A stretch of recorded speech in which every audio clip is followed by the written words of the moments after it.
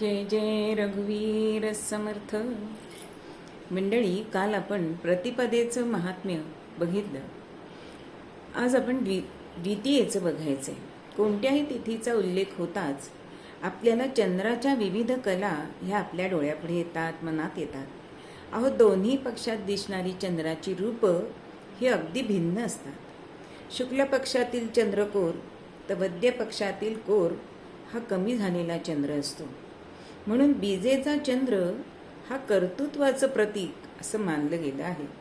म्हणून स्वतःचा भाऊ हा चंद्रासारखा कर्मयोगी व्हावा या अभिलाषेचे द्योतक म्हणून कार्तिक महिन्यातील शुक्ल पक्षाच्या या द्वितीयेलाच आपण यमद्वितीया किंवा भाऊबीज असं म्हणतो.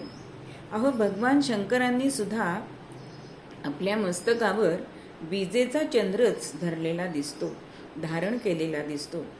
अहो, बीजेच्या चंद्राचे दर्शन घेऊन लोक कृतार्थता अनुभवतात. केवळ हिंदू धर्मामध्येच बीजेच्या चंद्राची पूजा असते असं नाही, तर इस्लाम धर्मसुद्धा बीजेच्या चंद्राचाच उपासक आहे. बीजेचा चांद तर त्यांच्या धर्मध्वजाचे प्रतीकच आहे. व्यापारी देखील बीजेच्या चंद्रावरून बाजाराच्या तेजीमंदीचे अनुमान करत असतात. बीजेचा चंद्र म्हणजे कर्तृत्व आणि पुरुषार्थ यांची मूर्तिमंत प्रेरणा. अहो, बीजेचा चंद्र म्हणजे जीवनाची शोभा, जीवनाचं सौंदर्य आणि जीवनाचं काव्य. म्हणून तर ती चंद्रकोर गंध म्हणून शिवरायांनी आपल्या माथी मिरवलेली दिसते. बघा, आपल्याकडे 80व्या वर्षी सहस्रचंद्र करतात. कित्येकांचा असा समजूत असते की पौर्णिमा चंद्र तेवढ्या पौर्णिमा बघितल्या, पण नाही. बीजेचा म्हणजे शुक्ल पक्षातील बीजेचा त्याचा किती दर्शन झालं ते 1000 वेळा झालं की तुम्हाला सहस्रचंद्र हे 80व्या वर्षी हे होतं.